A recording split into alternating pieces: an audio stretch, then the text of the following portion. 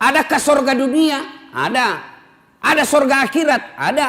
Tidak ada pahala yang bisa kau kumpul untuk masuk surga. Ada 3 hak Allah yang tidak boleh dicampuri oleh manusia. Itu rahasia Allah. Itu menjadi hak prerogatif Allah. Tidak boleh manusia campuri.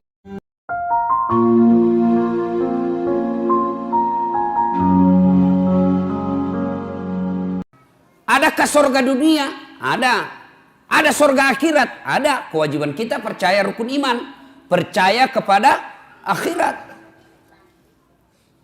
Salah satu rukun iman yang 6 itu percaya kepada akhirat.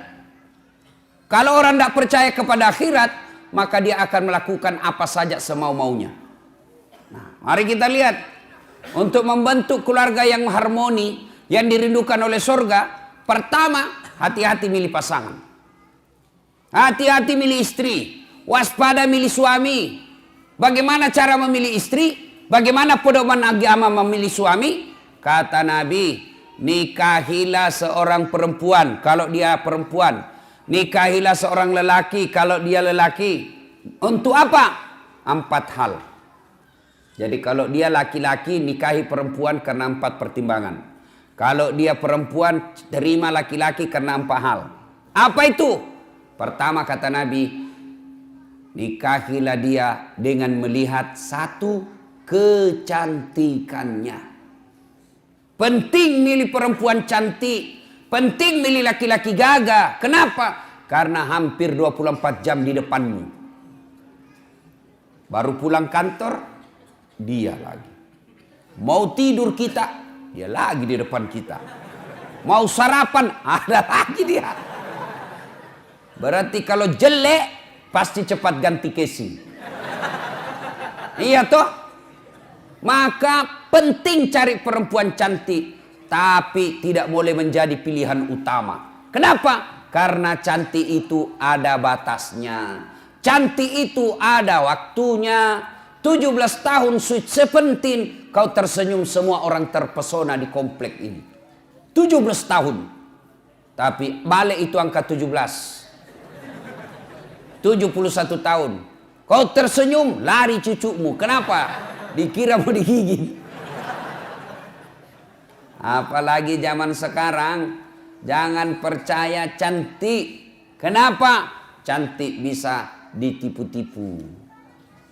Putih betul fotonya, mulus.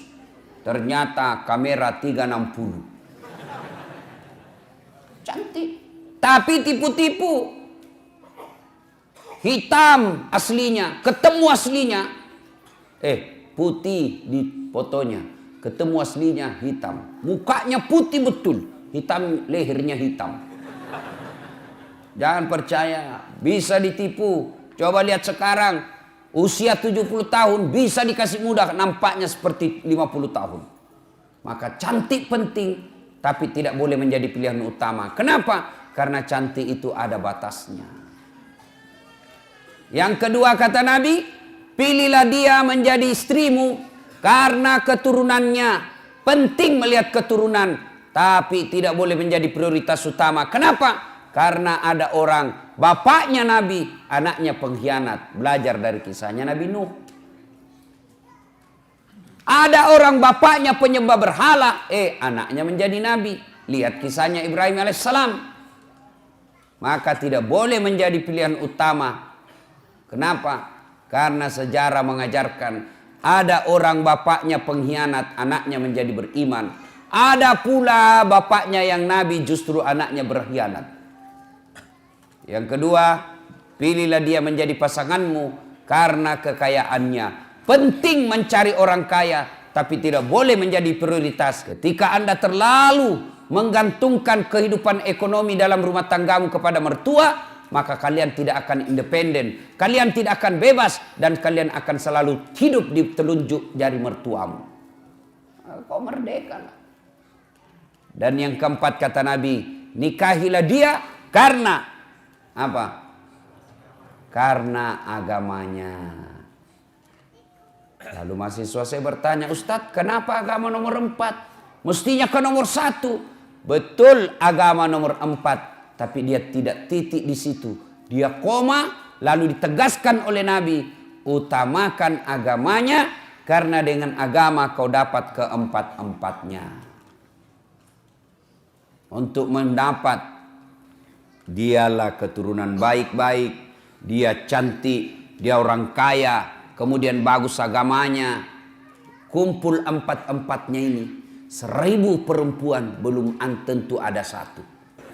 Bapak-bapak, nih bapak-bapak yang punya anak gadis, jika kalian menemukan lelaki yang akhlaknya baik, agamanya baik, kau terlalu takabur dan sombong kalau kau menolak orang-orang yang baik agamanya.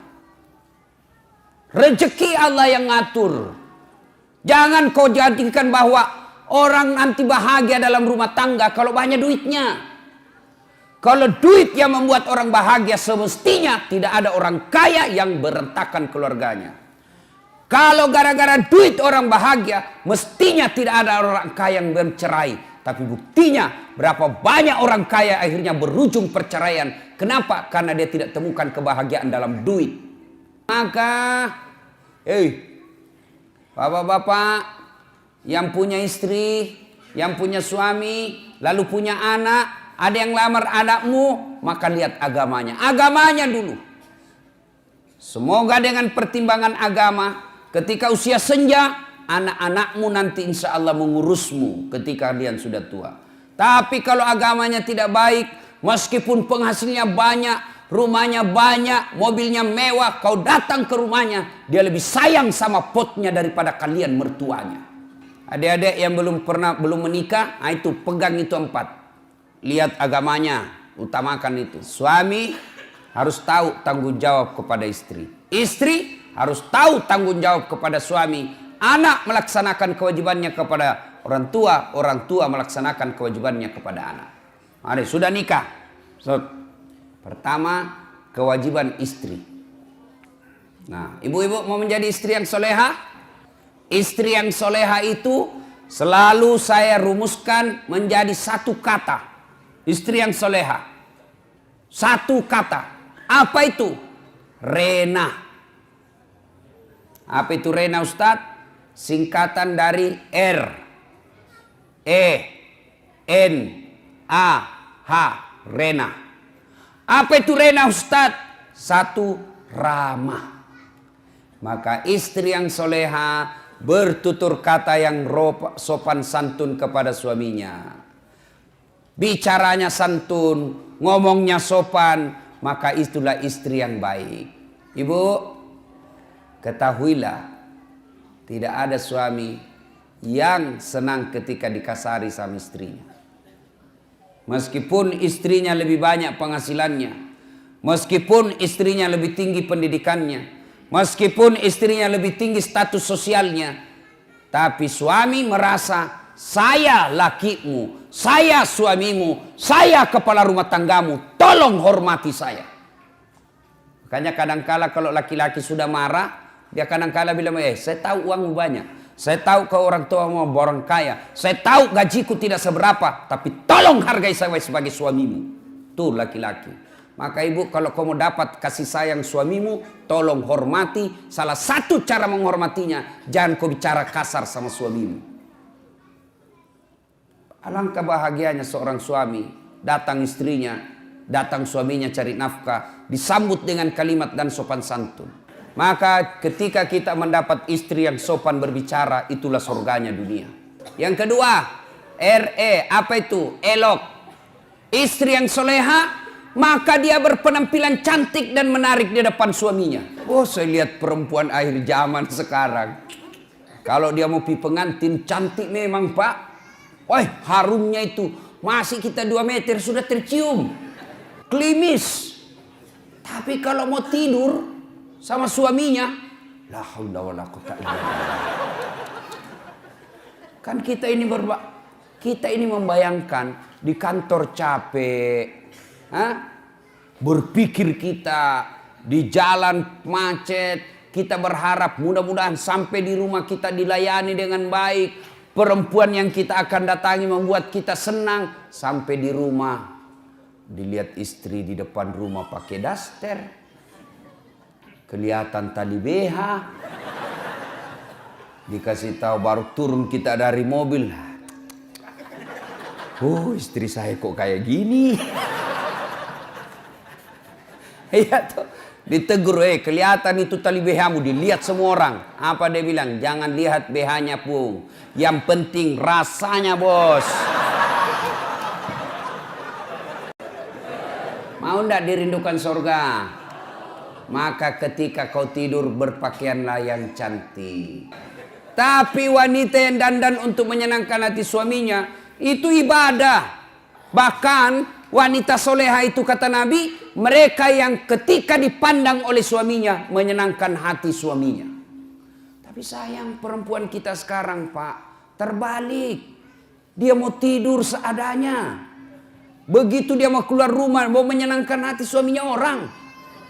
Berdandan, pakai baju baru. Siapa yang cicilkan baju ibu?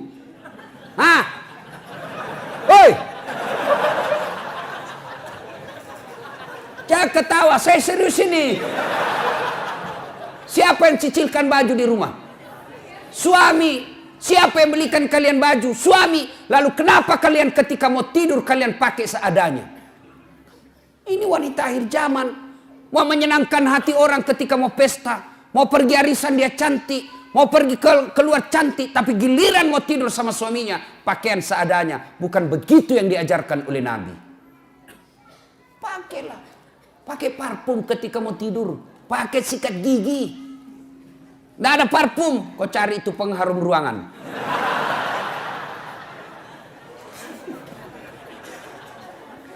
R-E-N. Apa itu N? Nikmat.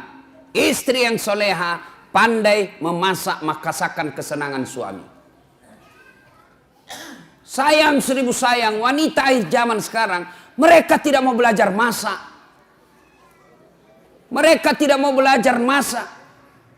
Perempuan-perempuan dulu ketika mau menikah dipanggil sama calon mertuanya. Nak, sini kau nak. Itu calon suamimu, anak saya, dia paling senang sayur kangkung. Besok dia marah, nih begini caranya. Ini yang kau bikinkan. Ini maksakan kesenangan anak saya. Dan itu memang ibu-ibu dulu, itu dia tahu semua masakan kesenangan anaknya. Maka istri yang baik, maka dia tahu masakan kesenangan suaminya. Tidak bisa tiap hari, ya sudahlah sekali sebulan. Ketika kau sudah terima honornya suamimu, kau masaklah yang dia senang suamimu. Sayang wanita sekarang, mereka lebih senang baca-baca kosmetik, ya, daripada resep membahagiakan suami. Dan kita juga, Pak, kalau istri di rumah masak, hargai masakan istri. Itu istri paling emosi kalau dia sudah masak serius lalu bapak tidak kasih pujian. Membahagiakan istri itu memuji masakannya. Bahkan dari semua jenis bohong, satu bohong yang boleh bahkan berbahagia. Berpahala ketika bapak bohong. Apa? Bohongnya seorang suami untuk membahagiakan istrinya. Boleh. Sekarang ibu-ibu malas masak, Pak. Dia lebih senang go food. Tidak tahu kalau di sini apa ada itu ya, makanan dibeli semua. Itu kalau kota-kota besar, Pak, semua dibeli. Sambal terasi pun yang sudah diulek-ulek dibeli, Pak. 10.000. Semua dia beli. Lalu ibu bertanya, Ustadz, dosa enggak? Saya bilang selama suamimu ridha, tidak keberatan, tidak berdosa. Tapi ingat, tidak ada pahala yang bisa kau kumpul untuk masuk surga. Tidakkah ke pasar berkeringat itu pahala? Tidakkah mengulek-ulek itu kalian capek pahala? Tidakkah Anda ibu memasak itu pahala? Ketika proses itu tidak kita alami, proses membeli ke pasar, proses mengupas, proses memasak, proses menggoreng, tidak ada semua proses itu, maka tidak ada pahala yang kalian dapat. Dan ketika pahala Anda tidak ada, maka apa harapanmu masuk ke dalam surga? Apakah orang masuk surga karena tidak punya dosa? Ibu-ibu, apakah orang masuk surga karena tidak punya dosa? Kalau orang masuk surga tidak punya dosa, maka tidak ada isinya surga kecuali Muhammad sallallahu alaihi wasallam. Hanya satu manusia yang tidak punya dosa, dialah baginda kita Muhammad sallallahu alaihi wasallam. Kalau kita ini muka-muka penuh dosa semua ini, Pak. Lalu kenapa orang bisa masuk surga? Ketika ditimbang pahalamu dengan keburukanmu, timbang punya timbang, ternyata lebih banyak pahala kebaikanmu daripada dosamu, akhirnya kau masuk surga. Itu sebabnya. Maka ibu-ibu, memasak adalah pahala. Maka mulai besok masaklah. Apa hebatnya kalau ibu memasak? Apa hebatnya kalau ibu-ibu memasak di rumah? Satu, jelas halalnya. Ibu masak jelas halalnya. Masakan di luar belum tentu halal. Ayam potong, hati-hati. Banyak ayam potong yang mungkin bangkai. Banyak ayam potong yang mungkin tidak halal. Kenapa? Karena yang memotong bukan orang Islam. Banyak ayam potong barangkali haram. Kenapa? Karena dipotong bukan atas nama Allah. Pernahlah saya melihat orang ayam potong, Pak. Dia potong ayam, enggak dia baca basmalah. Kan itu kalau orang potong ayam 1 ekor, 1 basmalah. Bismillahirrahmanirrahim. Ambil lagi, bismillahirrahmanirrahim. Ini penjual ayam potong, dia potong ayam 30, Pak. Dia cuma bilang bismillahirrahmanirrahim kali 30. Tidak boleh, bos. 1 ekor 1 bismillah. Hai Bapak, saudara-saudara sekalian. RENA. Sekarang A. Apa itu A? Anggun. Istri yang soleha, cerdas. Ibu-ibu belajar. Kalau ibu tidak belajar, siapa yang didik anak?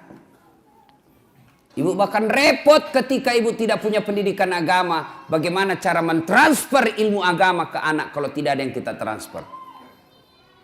Ada ibu ditanya sama anaknya, "Mak, kenapa tahun lahirnya Nabi disebut tahun gajah?" Apa dia bilang mamanya? Karena bukan tahun kambing, nak.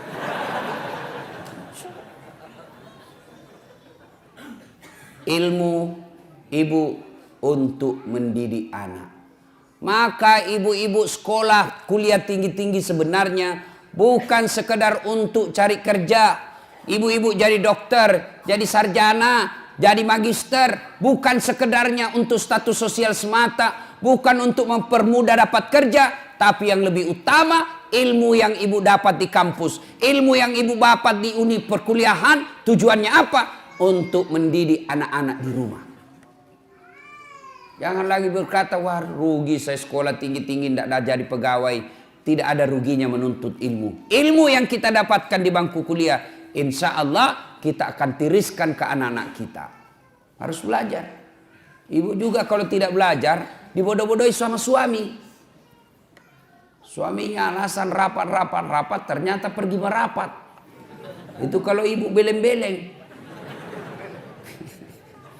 Yang kelima, istri yang soleha punya sifat H. Apa itu H? Hemat, pandai, mengatur, memanajemen, mengelola keuangan keluarganya. Karena berapa banyak laki-laki akhirnya berurusan dengan aparat hukum dan dihina dan dipermalukan masuk penjara gara-gara apa? Istrinya tidak mensyukuri penghasilan suami. Apa kek kau sikat di kantor, Pak? Apa kek? Masa ini kita sudah 5 tahun menikah tidak pernah kau belikan saya emas? Malulah suaminya. Akhirnya apa? Menyalahgunakan jabatan, ketangkap polisi. Gara-gara apa? Istrinya tidak mensyukuri apa yang Allah berikan kepadanya. Semua kami laki-laki ingin memberikan apa yang diinginkan oleh istri. Belikan emas, belikan kamar yang baik, kasih sesuatu yang apa yang dia mau, kasih intan berlian. Tapi apa boleh buat? Rezeki dari Allah, bukan kita yang ngatur, tapi Allah. Sama jenis kerjaan kita, sama pekerjaan kita, sama kantor kita, tapi demi Allah rezeki kita masing-masing beda. Ada 3 kewajiban Allah, ada 3 hak Allah yang tidak boleh dicampuri oleh manusia. Itu rahasia Allah, itu menjadi hak prerogatif Allah, tidak boleh manusia campuri. 3, apa itu? Jodoh.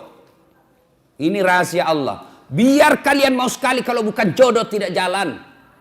Pacaran 11 tahun tidak jodoh, tidak masuk. Tapi kalau jodoh baru kenal 2 bulan, jodoh ditangkap hansip kasih nikah.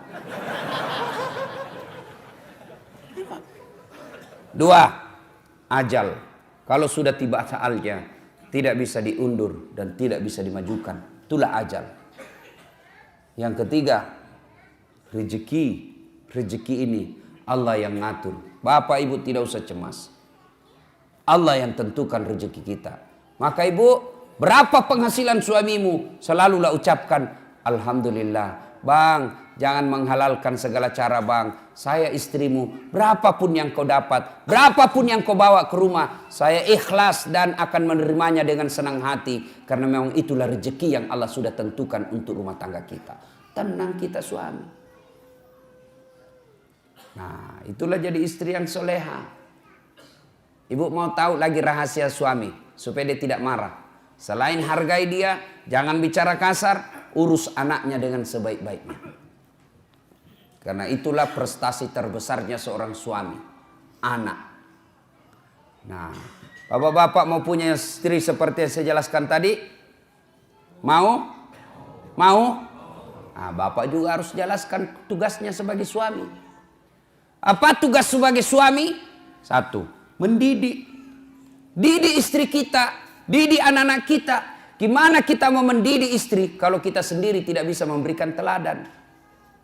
Dan mendidik istri tidak sekedar mengharapkan apa yang didapat di bangku kuliah, tapi mendidiknya harus kita memberikan contoh yang baik. Tidak mungkin istri kita bisa sholat subuh lebih awal kalau suaminya sendiri sudah jam 7 masih tidur.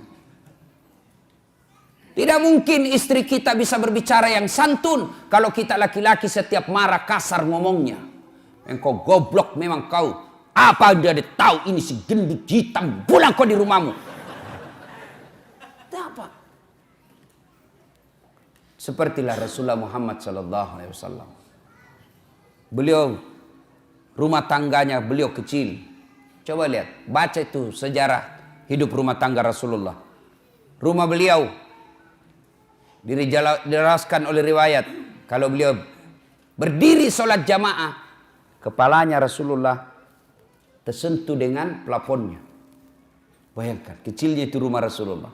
Kalau beliau sujud berjamaah dengan Aisyah, kepalanya Aisyah mengenai kakinya Rasulullah Muhammad SAW. Begitu kecilnya rumahnya. Tapi beliau dalam keadaan rumah yang kecil itu, beliau mengatakan baiti jannati, rumahku laksana surga bagiku. Kenapa Rasulullah? Satu, karena Rasulullah memberikan keteladanan, memuliakan istrinya, tidak pernah menghina istrinya, tidak pernah kasar bicara sama istrinya, tidak pernah menyakiti hati istri beliau, padahal beliau punya istri 11. Bapak saudara-saudara sekalian, ya. Nah, kewajiban suami mendidik istri. Lihatlah Rasulullah. Rasulullah itu memberikan keteladanan. Lebih banyak memberi contoh daripada jangan ini, lakukan ini, lakukan ini. Tidak. Nabi mendidik istrinya dengan memberi contoh. Kalau bapak berkehendak istri rajin sholat, maka bapak beri contoh tidak pernah menelaikan sholatnya. Kalau bapak mau berharap istri sopan kepada bapak, maka bapak yang lebih utama dulu memberi contoh sopan kepada istri. Rasulullah berapa istrinya? 11. Dari 11 itu Pak, tidak pernah satupun yang mengatakan, nyesal saya menikah sama kamu Muhammad, rugi saya nikah sama kamu, rugi. Tidak. Padahal bapak pun tahu 11. Bapak cuma satu punya istri, menderita lahir batin. Nabi lelaki romantis. Nabi baca itu buku Barsanji.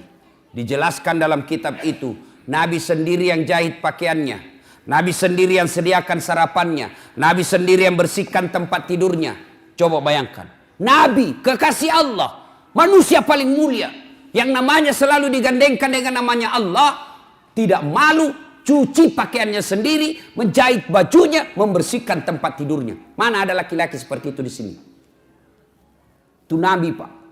Kita mentang-mentang baru security, gengsi bersihkan tempat tidur. Tolong hargai saya security.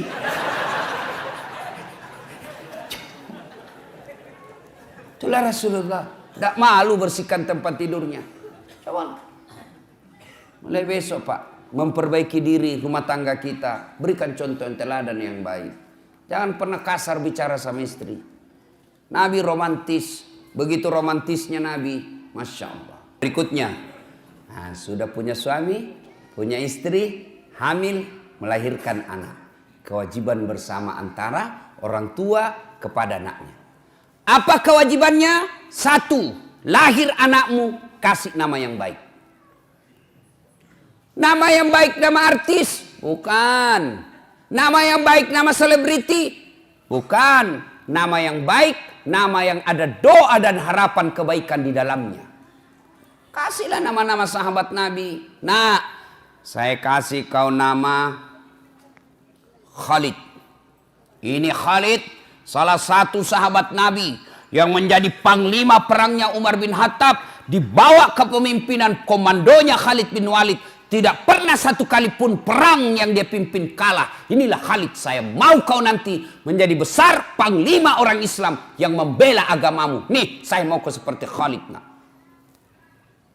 lahir anaknya perempuan besar. Nah, saya kasih kau nama Sumayyah. Siapa Sumayyah, Pak?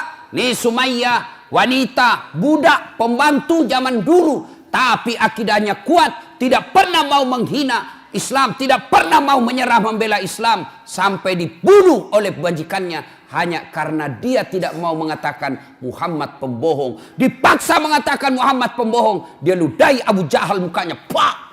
Abu Jahal, mukamu lebih hina daripada kotoran onta. Marah Abu Jahal, dia tikam Sumayyah, meninggal. Manusia pertama mati syahid bukan laki-laki. Sumayyah, saya mau seperti kau bela agamamu. Nah, Sumayyah. Kasih nama-nama baik-baik, Pak. Jangan lagi berkata apa arti sebuah nama. Bayangkan seandainya tidak ada nama semua di sini, Pak. Terutama kalau pilih caleg. Gimana memilih caleg kalau tidak ada namanya? Pilih saya, siapa? Anu. Pilih saya, siapa? Anu. Ini repot, Pak. Nama adalah simbol dalam ilmu komunikasi.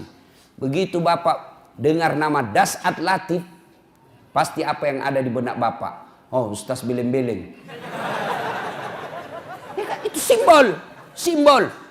Nama dalam Islam, nama adalah doa, nama adalah identitas. Coba. Saya kasih kau nama Mutmainnah. Apa artinya mutmainnah? Jiwa yang tenang.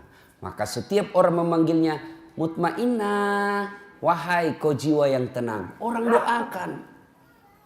Kalian juga ini untuk seingat. Kalian yang punya nama Muhammad, jangan kau hina itu nama. Kalian yang punya nama Muhammad tapi sifatmu menghina Muhammad, kalian akan tanggung jawab nanti di akhirat. Marah itu yang menyandang nama Nabi. Dua, nama adalah identitas. Satu, nama adalah doa. Yang kedua, nama adalah identitas. Dua, kewajiban orang tua mendidiknya. Didik anak. Bagaimana cara mendidik anak? Silakan baca buku-buku riset. Tapi Bapak keliru dan sesat ketika Bapak mendidik anak meninggalkan Al-Quran. Allah mengabadikan satu surah untuk kita orang Islam, metode dan tata cara yang tepat dalam mendidik anak. Bagaimana Al-Quran mendidik anak? Nah, di situ, ya bunayya la tusrik billah. Wahai anakku, jangan kau menserikatkan Allah. Itu dulu ajarkan anak-anak kita. Bagaimana cara mendidik anak yang masih kecil, usia 2 tahun, 3 tahun. Bagaimana cara mendidik anak? Biasanya anak-anak kita senang dengan lagu, maka perkenalkan agama tauhid dengan lagu-lagu. Nah, mendidik anak kita, didiklah dengan akidah. Sampaikan pendidikan akidah, mendidiknya. Nah, yang ketiga, memberi makan. Tugas suami lebih fokus kepada mencari nafkah. Tugas istri lebih utama kepada mendidik. Kenapa? Karena istri lebih banyak tinggal di rumah ketimbang suami. Suami lebih banyak di luar, istri lebih banyak di dalam. Apa tidak boleh istri cari nafkah? Boleh, tapi tujuan utamamu, tugas utamamu adalah mendidik anak. Tugas utama laki-laki cari nafkah. Karena cari nafkah lebih banyak di luar, maka tanggung jawab lebih utama mendidik anak kepada istri. Maka prestasi istri bukan menjadi ketua partai. Prestasi istri bukan sekadar menjadi ketua DPR. Tapi prestasi istri yang terbesar dan sangat mulia adalah ketika anaknya dilahirkan menjadi anak-anak yang soleh dan soleha.